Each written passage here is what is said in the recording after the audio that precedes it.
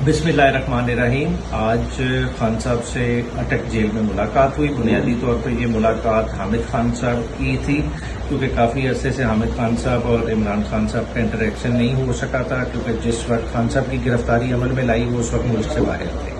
तो ये मुलाकात तकरीबन 40 से 45 मिनट पे मुहित रही, जिस पे डिफरेंट इशूज़ पे बात हुई।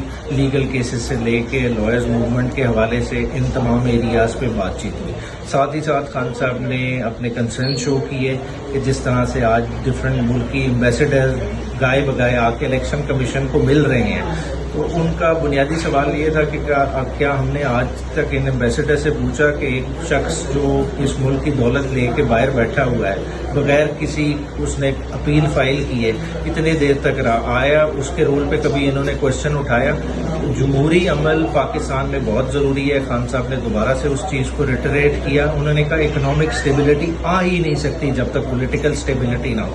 चाहे आप अपने जितने बर्तन मर्जी बेचने के लिए लगा लें, लेकिन उनको गारंटीज कौन देगा? पैसा कोई ऐसे नहीं लाता। सॉवरन गारंटी खाली पेपर देने से नहीं, लोगों की जब तक एक इकोनॉमिक अमल को बैकिंग ना हो वो अमल कभी भी टेक ऑफ नहीं करता।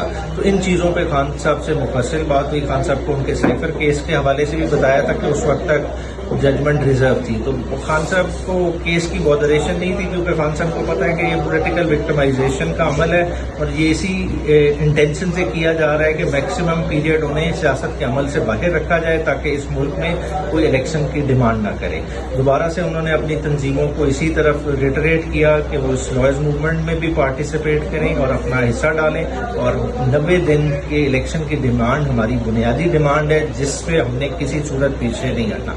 साथ ही साथ उन्होंने 9 मई का दोबारा हवाला देते हुए कहा कि जिस तरह से ये लोगों को टॉर्चर कर रहे हैं और एक अप्रूवर बनाने का सिलसिला चल रहा है, तो ये कोई लीगली तो अमर माने रखता ही नहीं, मगर फिर से क्योंकि हमारा दामन साफ है, हम दोबारा से जुडिशल इंक्वायरी इस पर मांगते हैं कि इस चीज़ को फुली इंक्वायर होना चाहिए। साथ साथ उस दिन की फुटेजेस सामने आनी चाहिए। ये चीज़ें चेक करनी चाहिए कि वो फुटेजेस किन्होंने गायब की, वो क्यों गई, आखिर इतने संगीन किस्म के इल्ज़ामात लगाए हैं, उन इल्ज़ामात को बैक भी किसी तरह से करना है। तो इन सारी चीज़ों पे बात हुई।